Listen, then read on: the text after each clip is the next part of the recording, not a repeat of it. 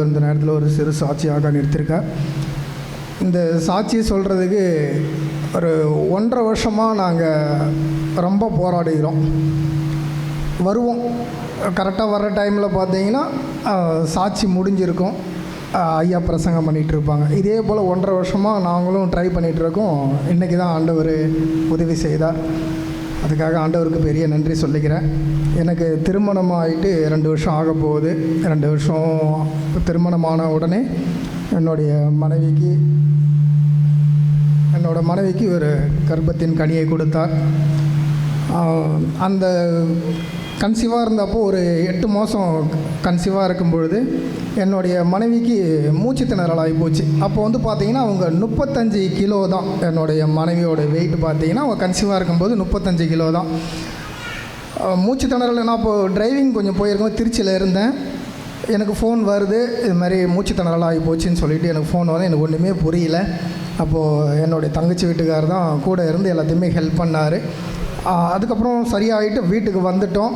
வந்தது டெலிவரி டைமில் என்ன ஆச்சுன்னா டெலிவரி பெயின் வந்துடுச்சு. ஹாஸ்பிட்டலில் அட்மிட் பண்ணிட்டாங்க.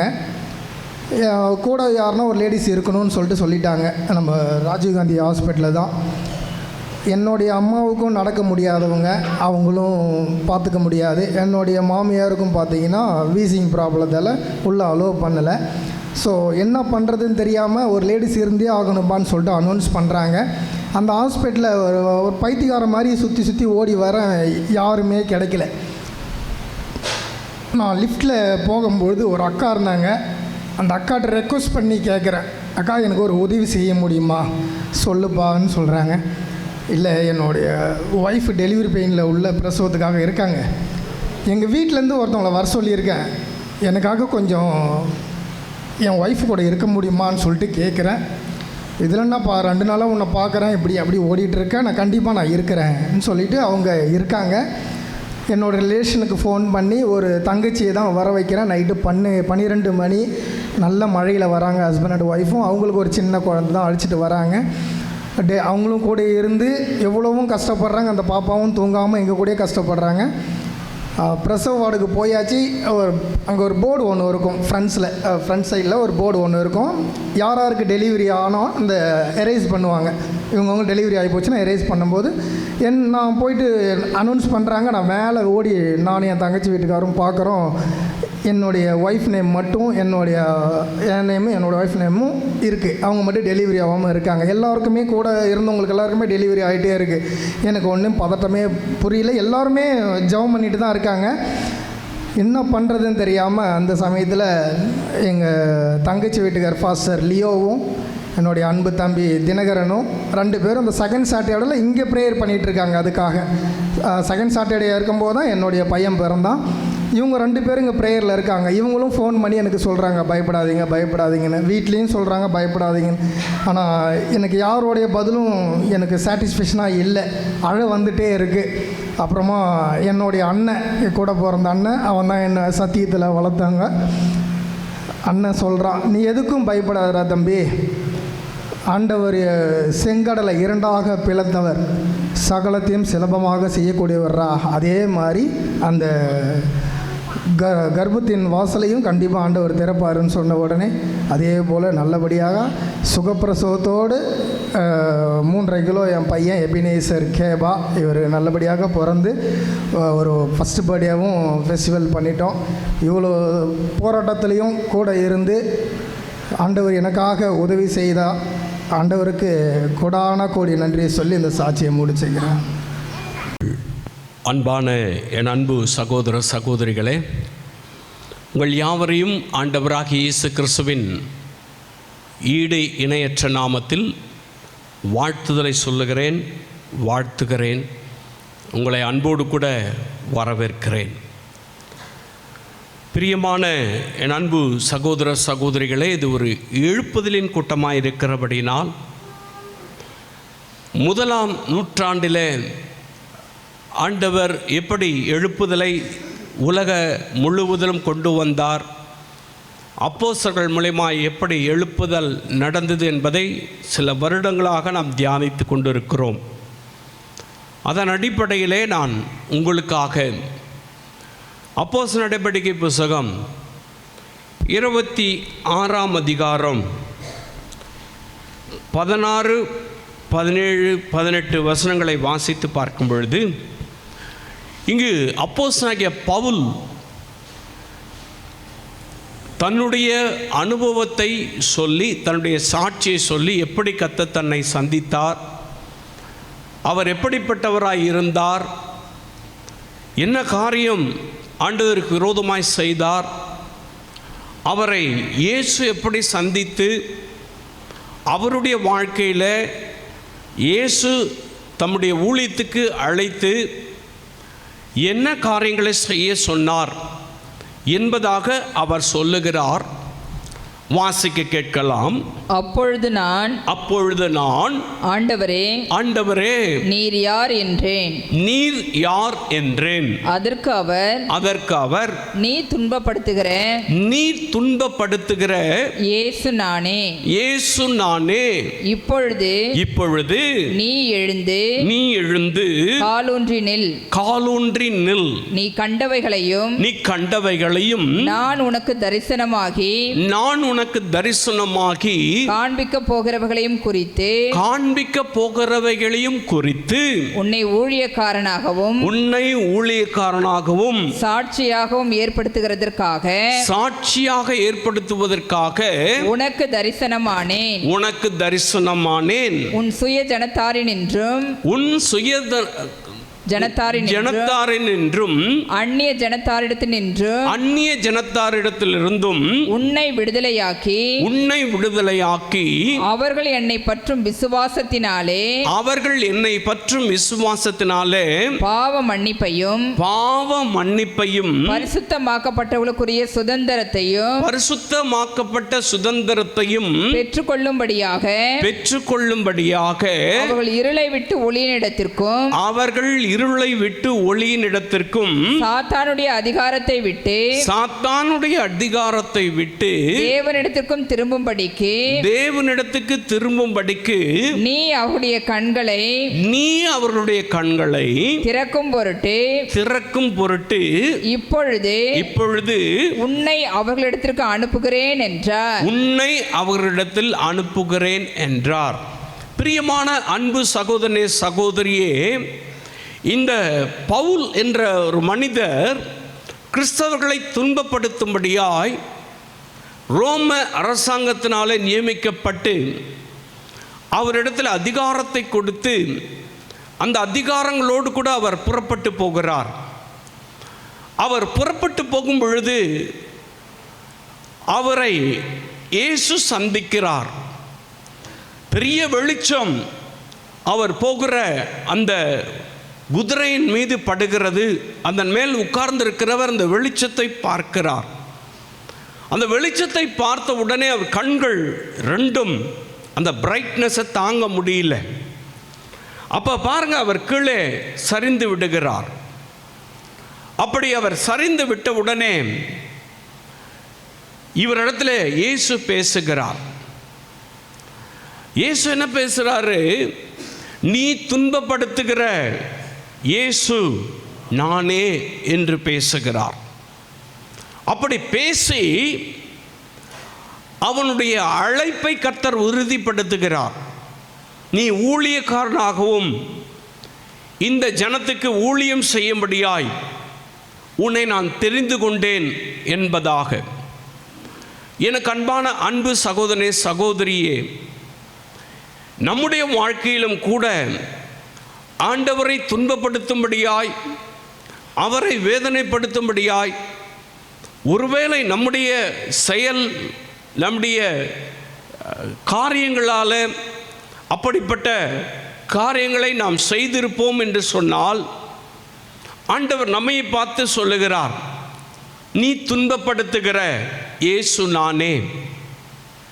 முள்ளில் உதைக்கிறது உனக்கு கடினமாம். ஏன் உதைக்கிற? முள்ளில் உதைச்சா உன் கால் தான் வலிக்கும், அந்த முள் உன் காலில் தான் குத்தும். நீ உதைக்கிற இடம் தெரியுமா? என்னுடைய தலை. என்னுடைய தலையில தான் முள்முடி சூட்டி சிலுவையிலே அடித்தார்கள். நீ என் தலையில தான் எட்டி உதைக்கிற, உன்னுடைய கால்களிலே காயம் உண்டாகும், அது ரொம்ப உனக்கு கஷ்டம், உனக்கு வேதனை. நீ துன்பப்படுத்துகிற இயேசு நானே என்று இயேசு சொல்லுகிறார். பிரியமான அன்பு சகோதரனே, சகோதரியே, இன்றைக்கு எழுப்புதல் காலத்தில் அநேகருடைய வாழ்க்கையில் ஆண்டவரை துன்பப்படுத்தும்படியாய் நம்மை அறியாமலே நாம் செயல்படுகிறோம். நம்முடைய செயலில், நடக்கையில், செய்கையில் அல்லது இருதய பூர்வமான காரியங்களில் நம்முடைய இருதயத்தில் ஆண்டவரை துன்பப்படுத்தும்படியான காரியங்களை செய்கிறோம். அப்படிப்பட்டவர்களை தான் இயேசு அழைக்கிறார். அப்படிப்பட்டவர்கள் தான் எழுப்புதல் காலத்துக்கு தேவை. அப்படிப்பட்ட நபர்கள் தான் இயேசுவுக்கு வேணும். எவ்வளோ பேர் இருந்தாங்க அந்த நாட்களில். ஆனால் இவ்வளவு கடினமான ஒரு மனிதன், கிறிஸ்தவர்களை துன்பப்படுத்தின ஒரு மனிதன், பயங்கரமான தோற்றமுடைய ஒரு மனிதன், கோபகுணம் படைத்த ஒரு மனிதன், இவனை தான் இயேசு சந்திக்கிறார். இவனை தான் கர்த்தர் 1ஆம் நூற்றாண்டில் அப்போஸ்தலனாக ஊழியம் செய்வதற்கு கர்த்தர் அழைக்கிறார். அவருடைய ஊழியத்தினுடைய அழைப்பை இயேசு உறுதிப்படுத்துகிறார். பிரியமானவர்களே, ஊழியத்தை செய்வது எப்படி என்பது அவனுக்கு தெரியாது. ஊழியனா என்னன்னு தெரியாது. அப்ப இயேசு அவனை அழைத்து, நீ இந்த எழுப்புதல் காலத்தில் எனக்கு பின்பதாக நான் விட்டு சென்ற ஊழியத்தை நீ செய்ய வேண்டும் என்பதாக அவனுக்கு ஊழிய அழைப்பை கொடுத்து, நீ என்ன செய்யணும் அப்படின்னு சொல்றார். 1ஆம் நூற்றாண்டில் எழுப்புதல் உண்டாவதற்கு பவுலை கர்த்தர் வல்லமையாய் பயன்படுத்தினார். முதல்ல அவன் செய்ய வேண்டியதை இயேசு சொல்றார். என்ன சொல்றாரு? வாசிக்கலாம். 26ஆம் அதிகாரம், அப்போஸ்தலர் 26ஆம் அதிகாரம் 18ஆம் வசனத்தை வாசிக்கலாம். அந்த வசனம் தான் நான் இன்னைக்கு பேச போறேன். விசுவாசத்தினாலே அவர்கள் யாரு? புறஜாதி மக்கள் என்னை பற்றும் விசுவாசத்தினாலே பாவ மன்னிப்பையும் பரிசுத்தமாக்கப்பட்டவர்களுக்குரிய சுதந்திரத்தையும் பெற்றுக்கொள்ளும்படியாக போதும். ஹல்லேலூயா. அவர்கள் புறஜாதி மக்கள், என்னை அறியாத மக்கள் பாவம் செய்கிறார்கள். அந்த பாவத்தை குறித்து நீ கண்டித்துணர்த்தி அவர்கள் பரிசுத்த வாழ்க்கை சுதந்திரிப்பதற்கு நீ போய் பிரசங்கம் பண்ணணும்னு கர்த்தர் சொல்றார். எனக்கு அன்பான அன்பு சகோதரனே, சகோதரியே, ஆகையினால் தான் அப்போஸ்தலனாகிய பவுல் கடல் கடந்து அநேக உபத்திரவங்கள் அவரை சூழ்ந்து கொண்டாலும், அடி உதைகள், நெருக்கங்கள், போராட்டங்கள், எதிரிகள், கொலை, அப்படி சதி திட்டங்கள், அரசாங்கத்தினால பிரச்சனைகள் எல்லாம் வந்தாலும் ஓடி ஓடி இயேசுவை குறித்து பிரசங்கம் பண்ணினார்.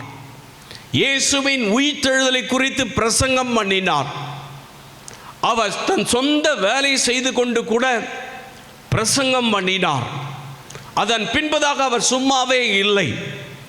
ஆகையினாலே தான் இன்றைக்கு இந்த எழுப்புதலிலே நாம் அமர்ந்திருக்கிறோம். இந்த கடைசி காலத்தில் எழுப்புதல் வேண்டும் என்று சொன்னால், எழுப்புதலை நாம் பார்க்க வேண்டும் என்று சொன்னால், நமக்கு கொடுக்கப்பட்டிருக்கிற பொறுப்பு, அந்நிய ஜனங்கள் பாவத்தில் இருக்கிறார்கள், அவர்கள் பரிசுத்தத்தை சுதந்திரிக்கும்படியாய் நீ போய் பிரசங்கம் பண்ணு. ஹல்லேலூயா. அப்படி நீ பிரசங்கம் பண்ணும் பொழுதுதான் அவர்கள் பாவத்தை உணர்ந்து மனம் திரும்பி இயேசு கொடுக்கிற பரிசுத்தத்தை சுதந்திரித்துக் கொள்வார்கள். அப்போதான் எழுப்புதல் உண்டாகும். எழுப்புதல் உண்டாவதற்கு ஜெபம் மாத்திரம் போதாது, நாம் ஆண்டவருக்காக, அந்நிய மக்களுக்காக திறப்பிலே நின்று ஆண்டவருடைய ஊழியத்தை நிறைவேற்ற வேண்டும். அப்போஸ்தலனாகிய பவுல் அப்படித்தான் 1ஆம் நூற்றாண்டிலே பயன்படுத்தப்பட்டார். எனக்கு அன்பான அன்பு சகோதரனே, சகோதரியே, இன்றைய கடைசி காலத்தில் நாம் வந்து நின்றிருக்கிறோம். எப்பொழுது வேண்டுமானாலும் இந்த உலகம் எந்த சூழ்நிலைக்கும் தள்ளப்படலாம். ஒருவேளை உலகத்தில் யுத்தத்தின் மூலமாய் அழிவு வரலாம், அல்லது கொள்ளை நோய்கள் மூலமாய் வரலாம், அல்லது இப்போ சொல்கிறாங்களே வேற்று கிரகவாசிகள் இந்தியாவுக்கு உலக நாடுகளுக்கு வராங்க, அப்படி வருவதனால் அழிவு உண்டாகும் என்று சொல்லி சமீபத்தில் அமெரிக்காவுடைய அதிபர் அமெரிக்காவில் இருக்கிற எல்லா ஃபைல்ஸையும் வெளியிடும்படியாக சொல்லியிருக்கிறார். இவைகளெல்லாம் ஏதோ ஒரு அழிவுக்கு நேராய் நம்மை கொண்டு செல்லுகிறது. இவைகளெல்லாம் இந்த உலகத்தினுடைய முடிவுக்கு நேராய் நம்மை கொண்டு செல்லுகிறது. உண்மையோ பொய்யோ அது வேற விஷயம். ஆனால் ஒரு கூட்ட மக்களை அழிப்பதற்கு இந்த உலகம் தயாராகிவிட்டது. திரளான மக்கள் திடீரென்று காணாமல் போவதற்கு இந்த உலகம் தயாராகிவிட்டது. பாருங்க, அந்த மாதிரியான கடைசி காலத்தில் இருக்கிற நாம் இயேசுவை குறித்து, பாவத்தை குறித்து கண்டித்துணர்த்தி அவருடைய பரிசுத்தத்தை சுதந்திரிக்கிற ஜனமாய் மாற்றுவதற்கு உங்களையும் என்னையும் இயேசு அழைத்திருக்கிறார். ஹல்லேலூயா. அப்பதான் எழுப்புதல். நீங்க சொல்லாவிட்டால் எப்படி கேள்விப்படுவார்கள்? நாம் சொல்லாவிட்டால் சுவிசேஷம் எப்படி கடந்து செல்லும்? சுவிசேஷம் சொல்லும்படியாய் அப்போஸ்தலனாகிய பவுலை அழைத்து நீ ஊழியக்காரன் என்று இயேசு சொல்லுகிறார். பாவத்தில் இருக்கிற ஜனங்களுக்கு பரிசுத்தத்தை நீ போய் சொல்லு என்று சொல்லி கர்த்தர் கட்டளையிடுகிறார். அவர் போய் சொன்னார், பெரிய எழுப்புதல் உண்டாயிற்று. அவரை கொண்டு போயிட்டு பாருங்க, அப்போஸ்தலர் 16ஆம் அதிகாரத்தில் ஜெயிலில் கொண்டு போய் போடுறாங்க. ஜெயிலில் பெரிய அற்புதம் நடக்குது.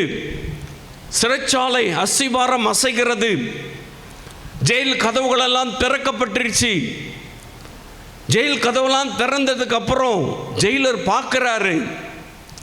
பார்த்துட்டு, ஐயோ, இவர்கள் 2 பேரும் பவுலும் சீலாவும் இங்கே தானே உள்ள வச்சோம், இவங்க காணாமல் போயிட்டாங்களே, இவங்க தப்பிச்சு போயிட்டாங்களே, இந்த அரசாங்கத்துக்கு நான் என்ன பதில் சொல்கிறது அப்படியே சொல்லிட்டு பட்டயத்தை உருவி தன்னை குற்றி கொள்ளும்படியாய், மாய்த்து கொள்ளும்படியாய் முற்படுகிறார். அப்போது பவுல் சொல்லுகிறார், நிறுத்த சொல்லி நிறுத்திவிட்டு அதன் பின்பதாக என்ன நடக்கிறது? அவர்கள் பாவ உணர்வடைகிறார்கள். இவருடைய தெய்வம் பரிசுத்தம் உள்ளவர். இவங்க கொஞ்ச நேரத்துக்கு முன்னாடி ஜெபம் பண்ணாங்களே, அந்த தெய்வம் இந்த இடத்துல வந்து இறங்கிட்டார். அந்த இயேசு இந்த இடத்துல வந்து இறங்கிட்டார். அவர் மெய்யான தேவன். அவரை குறித்து நாங்கள் தெரிந்து கொள்ள வேண்டும். பாவ உணர்வடைந்து மனம் திரும்புகிறார்கள். மனம் திரும்பின உடனே என்ன நடக்குது பாருங்க, வாசிக்கலாம். 30 to 33 வரை வாசிக்கலாம். அப்போஸ்தலர் 16. அவர்களை வெளியே அழைத்து வந்து ஆண்டவமாரே ரட்சிக்கப்படுவதற்கு நான் என்ன செய்ய வேண்டும் என்றான். பாருங்க, பாவ உணர்வடைந்து ரட்சிக்கப்படுவதற்கு ஜெயிலர் கேட்கிறார். ரட்சிக்கப்படுவதற்கு நாங்கள் என்ன செய்ய வேண்டும்? இப்போ அப்போஸ்தலனாகிய பவுலுக்கு இயேசு சொன்னது சரியா போச்சா? ரட்சிக்கப்படுவதற்கு பாவ உணர்வடைந்து நாங்கள் என்ன செய்யணும்? பரிசுத்தமாகணும்னா நாங்கள் என்ன செய்யணும் அப்படி சொல்லி கேட்குறாங்க. அதற்கு அவர்கள் கர்த்தராகிய இயேசு கிறிஸ்துவை விசுவாசி, அப்பொழுது நீயும் உன் வீட்டாரும் ரட்சிக்கப்படுவீர்கள் என்று சொல்லி அவனுக்கும் அவன் வீட்டில் இருந்த யாவருக்கும் அங்க வீடு குடும்பமே கர்த்தருடைய வசனத்தை போதித்தார்கள். கர்த்தருடைய வசனத்தை, சுவிசேஷத்தை சொல்லுகிறார்கள், கர்த்தருடைய வசனத்தை போதித்தார்கள். பாருங்க, அவங்க உடனே ராத்திரியே மேலும் ராத்திரியில் அந்நேரத்தில் தானே அவன் அவர்களை அழைத்து கொண்டு போய் அவர்களுடைய காயங்களை கழுவினான். அவர்களுடைய காயங்களை யாரு? பவுலுக்கு சீலாக்கும் அடிச்சு காயப்படுத்திட்டாங்க இல்லையா, அந்த காயத்தை கழுவி அவனும் அவனுடையவர்கள் அனைவரும், அந்த ஜெயிலரும் அந்த அவனோட சேர்ந்த மனைவி பிள்ளைகள் யாவரும் உடனே ஞானஸ்நானம் பெற்றார்கள். பரிசுத்தத்தை சுதந்திரிக்கிற சுதந்திரவாளியாய் மாறி போனார்கள். ஹல்லேலூயா! ஒரு பெரிய எழுப்புதல், ஜெயிலுக்குள்ள எழுப்புதல்ங்க. ஜெயிலுக்குள்ள பிரசங்கம், ஜெயிலுக்குள்ள அற்புத அடையாளம். ஜெயில்னா எல்லாருக்கும் தண்டனைக்குரிய இடம் சொல்லுவாங்க. ஜெயிலாக்கா பயம் எல்லாருக்கும். ஆனால் ஜெயிலுக்குள்ள தான் அற்புதம் நடக்குது, ஜெயிலுக்குள்ள தான் வசனம் போதிக்கப்படுகிறது, ஜெயிலுக்குள்ள தான் ரட்சிப்பு, ஜெயிலுக்குள்ள தான் சத்தியத்தை அறிவிச்சு அப்பவே ஞானஸ்நானம். ஹல்லேலூயா! எனக்கு அன்பானவர்களே, 1ஆம் நூற்றாண்டில் ஆண்டவர் எப்படி தான் எழுப்புதலை கொண்டு வந்தார். இந்த கடைசி காலத்தில் கூட நம்முடைய வாழ்க்கை ஜெயில் போல இருக்கலாம், அல்லது யாரோ காயப்படுத்தி இருக்கலாம். ஏதோ ஒரு காரணத்தினால நம்முடைய இருதயம் நொறுக்கப்பட்டவர்களாக இருக்கலாம். தேவையில்லாத குற்றச்சாட்டுகள் நம்ம மேலே சுட்டப்பட்டிருக்கலாம். பவுலுக்கு சீலாவுக்கு நேர்ந்தது போல நமக்கு நேரிட்டு இருக்கலாம். எனக்கு அன்பானவர்களே, உங்களை தான் இயேசு ஊழியம் செய்யும்படியாய் அழைக்கிறார். உங்களை தான் கர்த்தர் எழுப்புதலிலே பயன்படுத்த விரும்புகிறார். இப்படிப்பட்ட நபர்களை தான் 1ஆம் நூற்றாண்டிலே இயேசு எழுப்புதலிலே பயன்படுத்தினார். ஐயோ, எனக்கே காயம் இருக்குதே, என் கையும் காலையும் கட்டி போட்டுட்டாங்களே, சரீரெல்லாம் அடித்து காயப்படுத்திட்டாங்களே, நான் எங்க சுவிசேஷத்தை சொல்றது, நான் எங்க அவங்களுக்கு போய் வசனத்தை சொல்றது? அப்படியெல்லாம் பவுலும் சீலாவும் செய்யலை. அவங்க இந்த பாடுகளுக்காக கர்த்தரை துதிச்சிருப்பாங்க, இந்த உபத்திரவத்துக்காக கர்த்தரை துதிச்சிருப்பாங்க, தேவையில்லாத பிரச்சனை அவங்க மேலே வந்ததுனால கர்த்தரை துதிச்சிருப்பாங்க, அவங்கள அடித்த அடிக்காக கர்த்தரை துதிச்சிருப்பாங்க. எல்லாவற்றையும் நான் ஏற்றுக்கொள்கிறேன் இயேசுவே, உமக்காக, உம்முடைய ஊழியத்தை நிறைவேற்றுவதற்காக, அப்படித்தானே ஜெபம் பண்ணியிருப்பாங்க. அந்த ஜெபத்தை தான் கர்த்தர் கேட்டாரு. அவருடைய பிரசனம் அங்கே வந்து இறங்குச்சு, ஜெயில் கதவுகளெல்லாம் திறந்துச்சு, அவங்கள கட்டி வச்சிருந்த செயின்லாம் கீழே விழுந்துருச்சு. இப்போ பாருங்க, அங்கே கேட்டுக்கொண்டிருந்த ஜெயிலர் மனம் திரும்பிட்டான், ரட்சிக்கப்பட்டுட்டான். இயேசுவை என் குடும்பமே ஏற்றுக்கொண்டது. தேசத்தில் எழுப்புதல் உண்டாயிற்று. ஹல்லேலூயா! ஆண்டவர் உங்களை தான் பயன்படுத்த விரும்புகிறார். கண்ணீரோடு இருக்கீங்களா? ஏதோ ஒரு காயம், ஏதோ வீண் பழி, ஏதோ வீண் குற்றம் உங்களை குறித்து சொல்கிறாங்களா? பயப்படாதீங்க, நீங்கள் தான் எழுப்புதலுக்கு தேவை. ஹல்லேலூயா! உங்களை தான் கர்த்தர் எழுப்புதலை பயன்படுத்த போகிறார். நீங்கள் தான் சுவிசேஷம் சொல்ல போகிறீங்க, நீங்கள் தான் இயேசுவின் அன்பை சொல்ல போகிறீங்க, இயேசு ரட்சிக்கிறான்னு சொல்ல போறீங்க. தேசத்தில் நம்மை கொண்டு தான் கர்த்தர் எழுப்புதலை கொண்டு வருவார். 1ஆம் நூற்றாண்டில் அந்த விதமான ஒரு சமயத்தில் தான் எழுப்புதல் உண்டாயிற்று. ஹல்லேலூயா! இந்த 2வது ஆண்டவருடைய வருகைக்கு முன்பதாய் ஒரு எழுப்புதல் உண்டாக போகிறது, உண்டாகி கொண்டிருக்கிறது. அந்த எழுப்புதலில் கர்த்தர் நம்மை தான் பயன்படுத்த போகிறார். ஹல்லேலூயா. அதுக்கு தான் கர்த்தர் நம்மை முன்குறித்திருக்கிறார். அதுக்கு தான் நமக்கு ரட்சிப்பை தந்திருக்கிறார். அதுக்கு தான் ஆவியானவர் நம்ம மேலே ஊற்றப்பட்டிருக்கிறார். அதுக்கு தான் நம்ம ஞானஸ்நானம் எடுத்திருக்கிறோம். அதுக்கு தான் நாம் வேறு பிரிக்கப்பட்டிருக்கிறோம். ஹல்லேலூயா. நம்மளை ஆண்டவர் பயன்படுத்துறதுக்கு தான். இது ஒரு கடமை சடங்காச்சாரம்லாம் இல்லை, இன்சிடெண்ட்டு காரியங்கள் எல்லாம் கிடையாது. எல்லாம் நான் கிறிஸ்தவனாக பிறந்ததுனால அப்படியெல்லாம் கிடையாது. அவர் முன் குறித்தபடியினால், நம்மை தெரிந்து கொண்டபடியினால் நம்மை அவர் அழைத்திருக்கிறார். எதற்கென்றால் அவருக்கு ஊழியம் செய்வதற்கு, அவருடைய நாமத்தை மகிமைப்படுத்துவதற்கு. ஹல்லேலூயா. ரெண்டாவது அப்போஸ்தலனாகிய பவுல் எதற்காக அழைக்கப்பட்டார்? அவருடைய காலகட்டங்களில் எழுப்புதல் உண்டாவதற்கு அவர் என்ன செய்யணும்னு இயேசு சொல்றார். வாசிக்கலாம். அதே 26ஆம் அதிகாரம் அப்போஸ்தலர் 18ஆம் வசனத்தை. அவர்கள் இருளை விட்டு ஒளியினிடத்திற்கும் சாத்தானுடைய அதிகாரத்தை விட்டு தேவனிடத்திற்கும் திரும்பும்படிக்கு நீ அவருடைய கண்களை திறக்கும் பொருட்டு. போதும் பாருங்க, ஆண்டவர் ரெண்டாவது காரியம் சொல்றார். முதல்ல அவங்களுக்கு பாவத்தை குறித்து கண்டித்து உணர்த்து, அவங்க பரிசுத்த சுதந்திரவாளிகளா மாறட்டும்.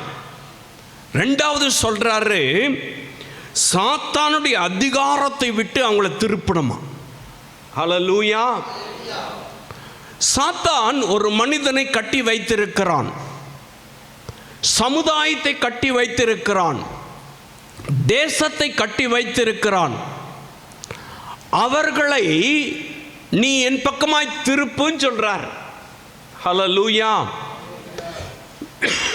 சாத்தான் எப்பவுமே பார்த்தீங்கன்னாக்கா ஒரு மனுஷனை செயல்பட விட மாட்டான், சிந்திக்க விட மாட்டான். அவன் ஆண்டவரிடத்தில் நெருங்கி வருவதை அவன் விரும்ப மாட்டான். பாருங்க, அதில் என்னென்ன தடை கொண்டு வரணுமோ அதெல்லாம் கொண்டு வருவான். பாருங்க, அதை தான் இயேசு அவன்கிட்ட சொல்றாரு, நீ பாவத்தை குறித்து பிரசங்கம் பண்ணு, அவன் பரிசுத்தவானையாக மாறிடுவான். ரெண்டாவது காரியம், இருளில் இருக்கிறான் வெளிச்சத்துக்கு வரணும். அந்த இருள் சாத்தான், சாத்தான் இடத்துலேருந்து அவனை திருப்பணுன்றார். ஹல்லேலூயா.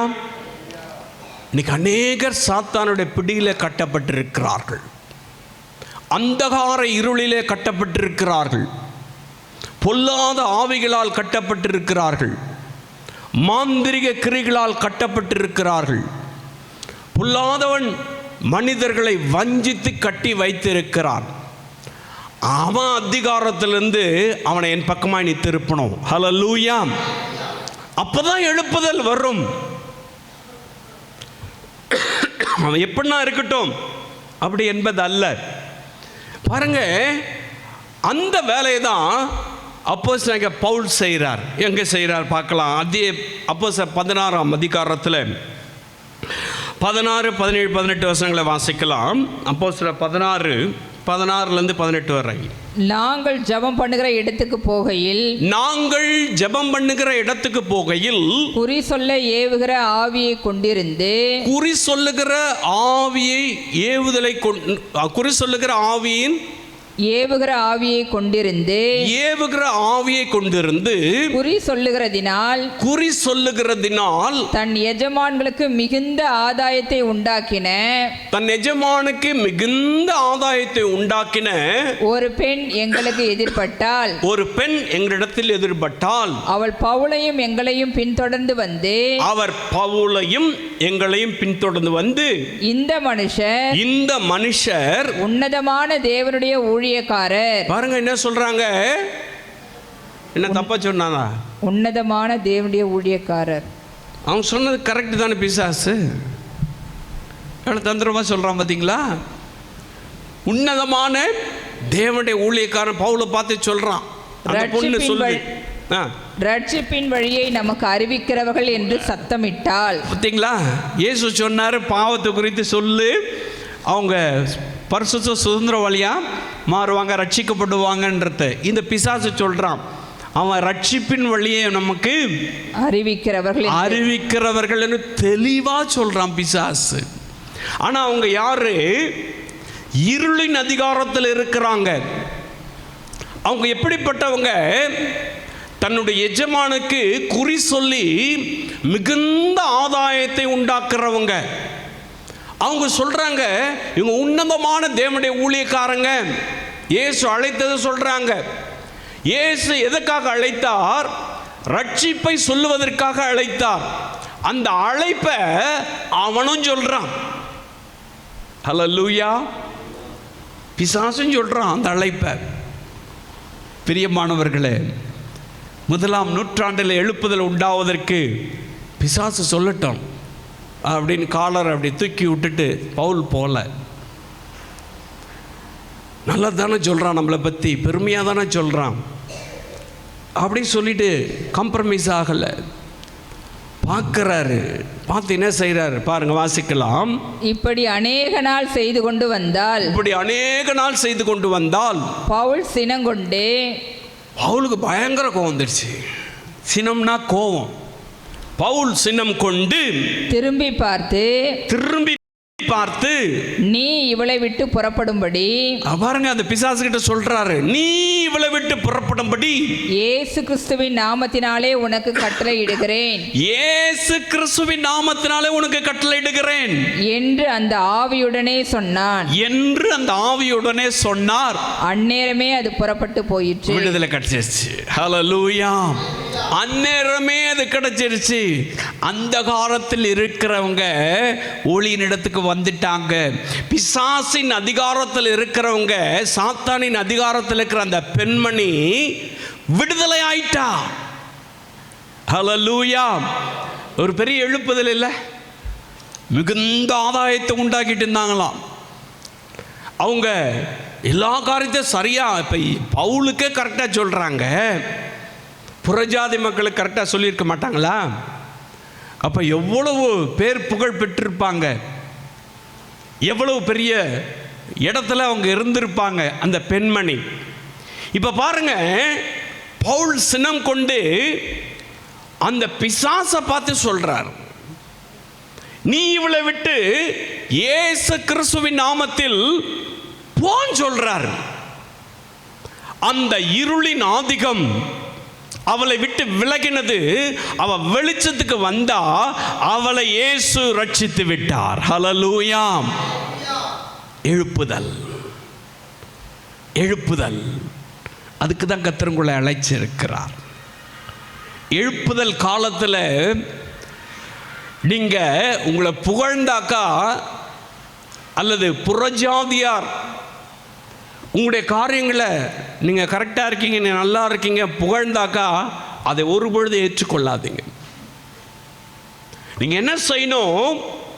அந்த இருளின் ஆதிக்கத்தில் இருக்கிறவங்களை விடுதலை செய்வதற்கு இயேசு கிறிஸ்துவின் நாமத்தை பயன்படுத்தி அவங்களை விடுவிக்கணும்.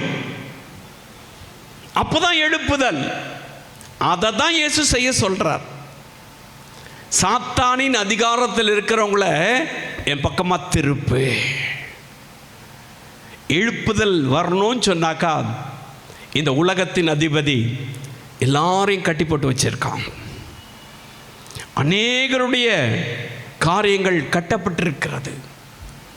அவங்க ரட்சிக்கப்பட முடியாதபடிக்கு, அவங்க சுகமாய் இல்லாதபடிக்கு, அவங்க சிந்திக்க முடியாதபடிக்கு, அவங்க இயேசுவை சொந்த இரட்சகராய் ஏற்றுக்கொண்டு அவரை ஆராதிக்க முடியாதபடிக்கு அவனுடைய அதிகாரத்துக்குள்ள அவங்கள வச்சு அவன் கட்டி வச்சிருக்கிறான். அப்ப ஆண்டவர் எதற்கு என்னை ரட்சித்தார், எதற்கு என்னை ஊழியத்துக்கு அழைத்திருக்கிறார்னாக்கா அவங்கள சாத்தானின் அதிகாரத்திலிருந்து அவர் பக்கமாய் திருப்புவதற்காக. ஹல்லேலூயா. இப்போ இந்த பெண்மணி சாத்தானுடைய அதிகாரத்தில் இருக்கிறாங்க. அவங்க சொல்கிற காரியங்கள் எல்லாம் சரியாக இருக்குதுன்ட்டு அவர் விட்டுட்டு போகலை. அந்த இருளின் அதிகாரத்தில் இருக்கிறவங்கள இயேசுவின் நாமத்தில் விடுதலை செய்து இயேசுவின் பக்கமாய் திருப்பி விட்டார். இதுக்கு தான் கர்த்தர் நம்மை அழைத்திருக்கிறார். அதுக்கு தான் அபிஷேகம். இந்த எழுப்புதல் காலத்தில் பிசாசை பார்த்து பயப்படுறதுக்கு இல்லை, அல்லது அவன் சொல்கிறதுக்கு காம்ப்ரமைஸ் ஆகி போகிறதுக்கு இல்லை. பெருமையாக சொன்னால் ஏற்றுக்கொள்வதற்கு அல்ல, புகழ்ந்தா ஏற்றுக்கொள்வதற்கு அல்ல. பாருங்க, அவனை சினம் கொண்டு கடிந்து கொண்டான். சினம் கொண்டு கோபம் பட்டு கடிந்து கொண்டதுனால அந்த பெண்மணிக்கு விடுதலை கிடைச்சிச்சு. பிரியமான அன்பு சகோதரனே, சகோதரியே, இந்த எழுப்புதல் காலத்தில் 1ஆம் நூற்றாண்டில் என்ன நடந்ததோ அதே தான் இந்த கடைசி காலத்தில் இயேசு கிறிஸ்துவின் வருகையின் போதும் நடக்கும். ஹல்லேலூயா. இந்த எழுப்புதலில் நாம் பயன்படுவதற்கு நீங்கள் அஞ்சவும் கூடாது, தயங்கவும் கூடாது. இருளின் ஆதிக்கத்தில் இருக்கிறவங்கள இயேசுவின் பக்கமாய் திருப்பணும். அதுக்கு தான் கர்த்தர் நம்மை அழைத்திருக்கிறார். அது ஊழியக்காரங்க வேலைங்க. நமக்கு என்ன, நமக்கு அதுக்கு சம்பந்தம் இல்லை. அப்படியெல்லாம் கிடையாது, அப்படியெல்லாம் கிடையாது. எல்லாருக்கும் இதில் சம்பந்தம் உண்டு. எல்லாருக்கும் ரட்சிப்பு, எல்லாருக்கும் இயேசு ஒருவரே. எல்லாரும் என்னைக்கு ரட்சிக்கப்பட்டோமோ அன்னைக்கே ஊழியக்காரர்கள், என்னைக்கு வேதத்தை கையில் சுமந்தமோ அன்னைக்கே பிரசங்கிமார்கள். ஹல்லேலூயா. அன்னைக்கே நீங்க இருளின் ஆதிக்கத்தில் இருக்கிறவங்கள விடுவிக்கும்படியான அதிகாரம் பெற்றவர்கள். ஹல்லேலூயா. பார்த்துங்க, அதுக்கு தான் இயேசு அப்போஸ்தலனாகிய பவுலை அழைத்தார். ரொம்ப தெளிவாக பேசுகிறார் அவன்கிட்ட. இருளின் அதிகாரத்தில் கிடக்கிறாங்க, இருளின் ஆதிக்கத்தில் இருக்கிறாங்க, அவங்க வெளிச்சத்துக்கு வரணும். அந்தகார இருளில் இருக்கிறாங்க, அவங்க பிசாசின் அதிகாரத்தில் இருக்கிறாங்க. என் பக்கமாக திருப்புவதற்கு உன்னை நான் ஊழியக்காரனை அழைக்கிறேன். செஞ்சாரா பவுல்? பெரிய எழுப்புதல் உண்டாச்சு. எங்கெல்லாம் போனாரோ அங்கெல்லாம் எழுப்புதல். 1ஆம் நூற்றாண்டில் அதே விதமாக இந்த கடைசி காலத்தில் கர்த்தர் நம்மை பயன்படுத்த விரும்புகிறார். நம்மை ஆண்டவர் அப்படி தான் பயன்படுத்த விரும்புகிறார். ஹல்லேலூயா. 3வது ஒரு காரியத்தை சொல்லி நான் முடிக்க விரும்புகிறேன்.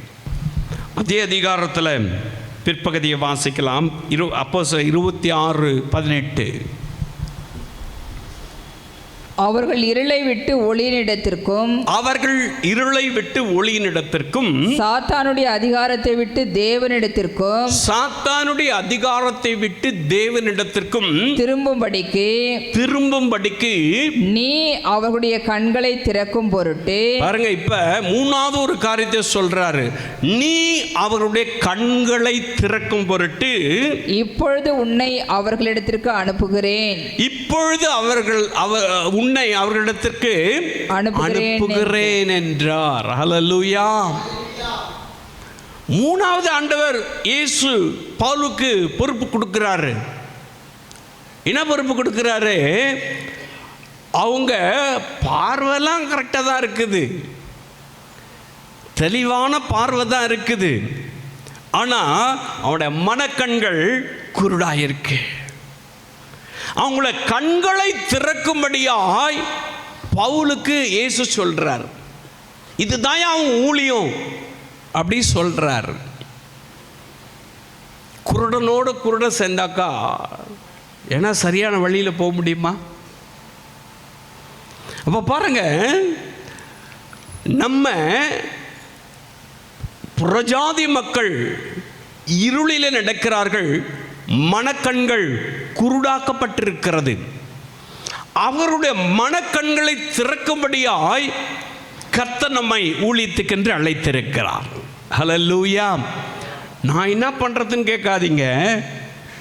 மனக்கண்ணை திறப்பதற்கு ஆண்டவருடைய வசனங்கள் போதுமானது, தேவனுடைய வார்த்தைகள் போதுமானது.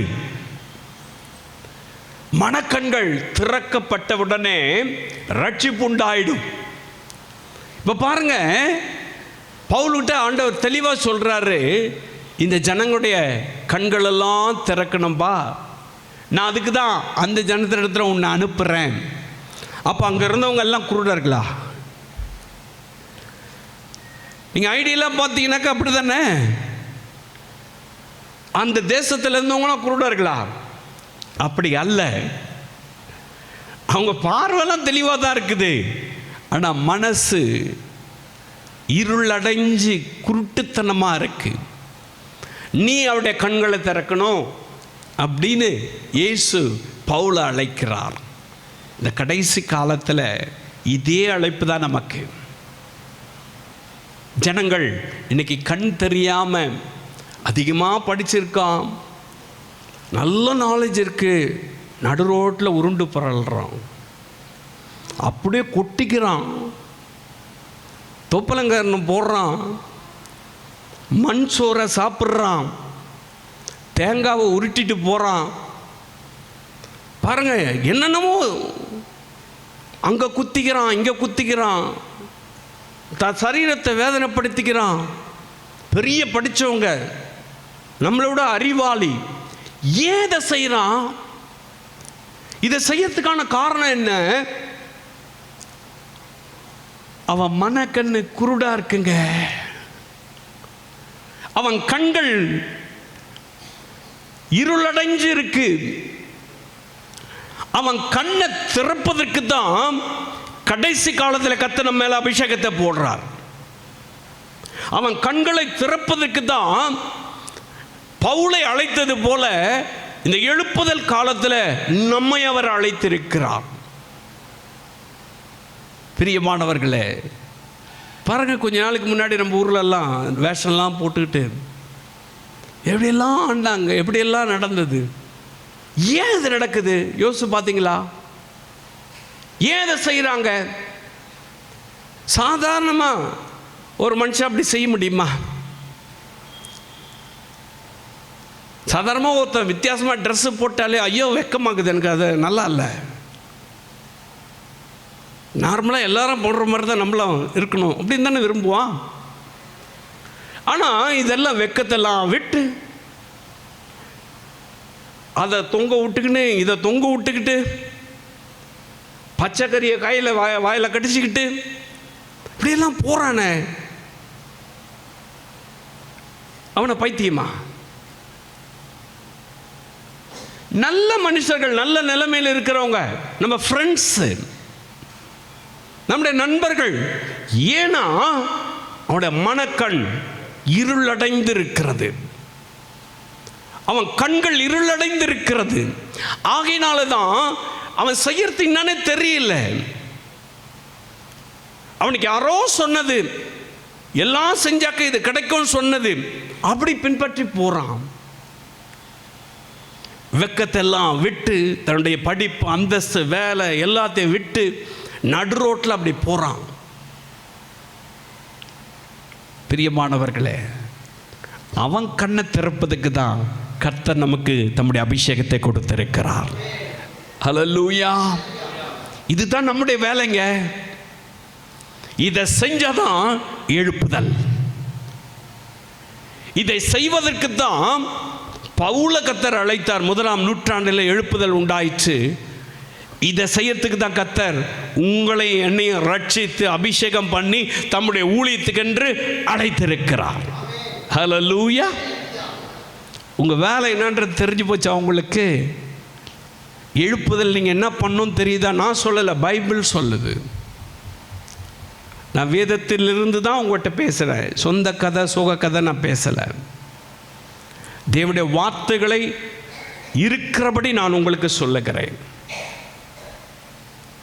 அப்போ பாருங்க, நம்முடைய பொறுப்பை நம்ம தட்டி கடிக்கவே முடியாது. கவனமாக நம்ம செய்யணும். பவுல் செஞ்சாரா? வாசிக்கலாம்.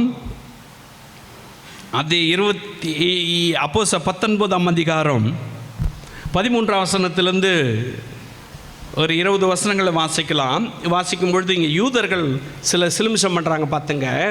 வாசிக்கலாம். அப்பொழுது தேசாந்தரிகளாய் திரிகிற மந்திரவாதிகளாகிய யூதரில் சிலர், மந்திரவாதிகளாக இருந்த யூதர்கள் சிலர், பொல்லாத ஆவிகள் பிடித்திருந்தவர்கள் மேல் கர்த்தராகிய இயேசுவின் நாமத்தை சொல்ல துணிந்து பவுல் பிரசங்கிக்கிற இயேசுவின் பேரில் ஆணையிட்டு உங்களுக்கு கட்டளையிடுகிறோம் என்றார்கள். உங்களுக்கு கட்டளையிடுகிறோம் என்றார்கள். பிரதான ஆசாரியனாகிய ஸ்கேவா என்னும் ஒரு யூதனுடைய குமாரர் ஸ்தேவா என்னும் யூதருடைய குமாரர் 7 பேர் இப்படி செய்தார்கள். 7 பேர் சேர்ந்து இந்த வேலையை செய்றாங்க. பொல்லாத ஆவி அவர்களை நோக்கி இயேசுவை அறிவேன், பவுலையும் அறிவேன், நீங்கள் யார் என்று சொல்லி பொல்லாத ஆவியுடைய மனுஷன் அவர்கள் மேல் பாய்ந்து பலாத்காரம் பண்ணி அவர்களை மேற்கொள்ள அவர்கள் நிர்வாணிகளும் காயப்பட்டவர்களுமாகி அந்த வீட்டை விட்டு ஓடி போனார்கள். 19 வசனத்தை வாசிக்கலாம். மாய வித்தைக்காரராய் இருந்தவர்களில் அநேகர் தங்கள் புஸ்தகங்களை கொண்டு வந்து எல்லாருக்கும் முன்பாக சுட்டெரித்தார்கள். அவைகளின் கிரயத்தின் தொகை பார்த்து 50,000 வெள்ளி காசாக கண்டார்கள். 50,000 வெள்ளி காசு. 5 ரூபாவா பெரிய விஷயம், 5 பைசாவே பெரிய விஷயம். 2000 வருஷத்துக்கு முன்னாடி 50,000 வெள்ளி காசுக்கு சமமான புஸ்தகங்களாம் கொண்டு வந்து கொளுத்திட்டான். யாரு? மந்திரவாதிங்க. எவ்வளவு பெரிய ரிவைவல் இல்லை, எவ்வளவு பெரிய எழுப்புதல் இல்லை. இப்ப பாருங்க, இயேசுவின் நாமத்தை சொன்னா பிசாசு போயிடுமா? போகாது. அபிஷேகம் பட்டவன் சொன்னாதான் போகும். இவன் அபிஷேகமும் பெறல, இவன் மனக்கண்ணன் திறக்கல, ரட்சிக்கவும் படல. அவன் செய்யறாங்களே, பவுல் செய்யறாரு அப்படின்னு சொல்லிட்டு பாருங்க, ஒரு 7 பேர் கூட்டிட்டு அந்த மாதிரி பிசாசு ஓட்ட ஆரம்பிச்சாங்க. அந்த பிசாசு அவங்கள பார்த்து கேட்டுச்சு, எனக்கு இயேசுவை தெரியும், பவுலையும் தெரியும், நீ யாரு? கர்த்தராகிய இயேசுவின் நாமத்தினாலே அப்படித்தான் சொல்றாங்க. பிரியமான அன்பு சகோதரனே, சகோதரி, இந்த கடைசி காலத்தில் ஆண்டவனை பயன்படுத்தணும்னாக்கா இந்த கண் திறக்கப்படணும் அப்படின்ற வாஞ்சியுடையவளாக இருக்கணும்னாக்கா அபிஷேகத்தை பெற்றுக்கொள்ளணும். ஆவியினால் நிரப்பப்பட்ட ஒருவன் இயேசுவின் நாமத்தை பயன்படுத்தும் பொழுதுதான் அற்புதம் நடக்கும். அப்பதான் பிசாசு ஓடும், அப்பதான் ஆண்டவர் அந்த ஜெபத்துக்கு பதில் தருவார். எல்லாரும் இயேசுவின் நாமத்தை சொன்னாக்கா நடக்கிற சம்பவமே வேற. துணி இல்லாமல் ஓட விட்டாங்க. பாருங்க என்ன நடந்தது. இதை பார்த்துட்டு இருந்தான் மந்திரவாதிகள்லாம். பார்த்துட்டு இருந்த உடனே அவனுடைய கண்கள்லாம் திறக்கப்பட்டுருச்சு. ஐயோ, நம்ம இதுவரையிலும் பொய்யான காரியத்தை பின்பற்றிட்டு இருந்தோம்.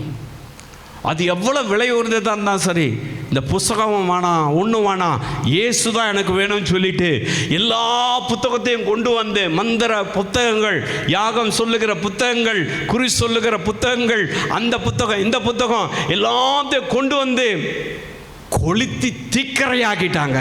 பெரிய எழுப்புதல் உண்டாயிடுச்சு. கண் திறக்கப்பட்டதா? மனக்கண்கள் திறக்கப்பட்டதா? அதுக்கு தான் பவுல கர்த்தர் அழைத்தார். அந்த வேலையை செய்யறதுக்கு தான் கர்த்தர் நம்ம இந்த நாட்களில் அழைத்திருக்கிறார். ஹல்லேலூயா. அவனை பார்த்து பயந்துட்டு போறதுக்கு இல்லை, அவன் மனக்கண்கள் திறக்கணும். அதுக்கு தான் ஆவியானவர் நம்மை அபிஷேகித்திருக்கிறார். அதுக்கு தான் ரட்சிப்பை தந்திருக்கிறார். கடைசி கால எழுப்புதலிலே ஆண்டவர் பயன்படுத்தணும்னு சொன்னாக்கா, இருளில் இருக்கிற ஜனங்கள் வெளிச்சத்தை காணும்படிக்கு, மனக்கண் குருடாயிருக்கிறவுடைய இருதயம் திறக்கப்படும்படிக்கு பவுல் எப்படி ஊழியம் செஞ்சாரோ அந்த மாதிரி நம்ம ஊழியம் செய்வதற்கு தான் கர்த்தர் நம்மை அழைத்திருக்கிறார். அப்போ தான் தேசத்தில் ஒரு பெரிய எழுப்புதலை நாம் பார்க்க முடியும். ஹல்லேலூயா.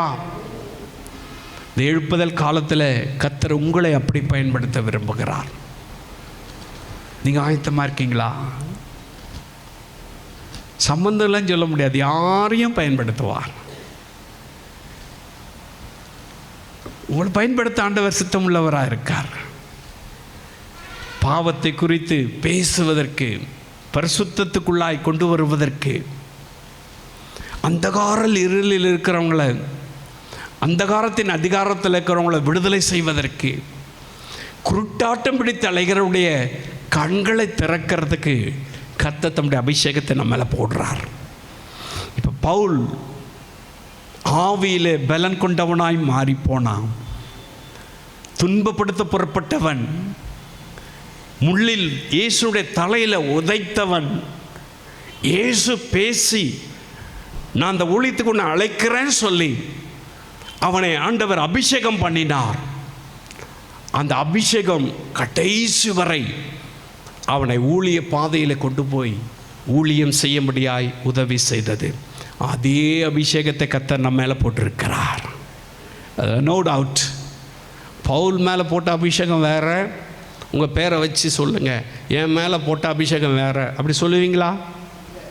ஆவியானவர் ஒருவரே, அதே அபிஷேகம். why not? ஏன் நீங்கள் அதை செய்யக்கூடாது? இதுதானே ஊழியத்துக்கென்று அழைப்பு. இதுக்கு தான் ஆண்டவர் நம்ம அழைத்திருக்கிறார். யோசித்து பாருங்க. இந்த அழைப்பை நீங்கள் புரிந்து கொண்டு செயல்படும் பொழுது தான் இந்த கடைசி கால எழுப்புதல்ல கர்த்தர் நம்மை பயன்படுத்த முடியும். நம்ம அர்ப்பணிக்கலாமா? ஆண்டவருடைய சமூகத்தில், ஆண்டவரே என்னை அழைத்திருக்கிறீங்க, எதுக்கு என்னை அழைத்திருக்கீங்க? நான் என்ன செய்யணும்? ஃபர்ஸ்ட் ஆஃப் ஆல் பாவத்தில் இருக்கிறவங்களுக்கு அதை உணர்த்தி அவர்கள் மனம் திரும்புவதற்கு எதுவாய், அவங்க பரிசுத்தத்தை சுதந்திரத்துக்கு எதுவான வேலையை செய்யுங்க. அந்தகாரத்தில் இருக்கிறவங்கள வெளிச்சத்துக்கு கொண்டு வர முடியாய், அதிகாரத்தில் பிசாசு பிடித்து வைத்திருக்கிற சாத்தான் அதிகாரத்துக்குள்ளே இருக்கிறவங்கள நீங்கள் விடுதலை செய்யுங்க. எனக்கு அன்பானவர்களே, மூன்றாவதாக இருளில் இருக்கிற மனக்குருடாய் கிடக்கிறவருடைய கண்களை திறக்கும்படியாய் கர்த்தர் நம்மை அழைத்திருக்கிறார். இதுக்கென்று நம்மை ஒப்பு கொடுக்கலாம். இந்த வசனத்தை கேட்டேன். இந்த அன்பு சகோதர சகோதரிய வாழ்க்கையிலே அபிஷேகம் பாய்ந்து செல்லட்டும். ஆவியானவர் இந்த கடைசி காலத்தில் பயன்படுத்துவீராக. கேட்ட ஒவ்வொருவரும் இந்த சத்தியத்துக்குள்ளாய் தங்களை ஈடுபடுத்தி கொண்டு ஊழியத்துக்கு அழைத்தவருடைய நோக்கத்தை நிறைவேற்ற கிருபை தாங்க. ஆசீர்வதிங்க இயேசுவின் நாமத்தில்.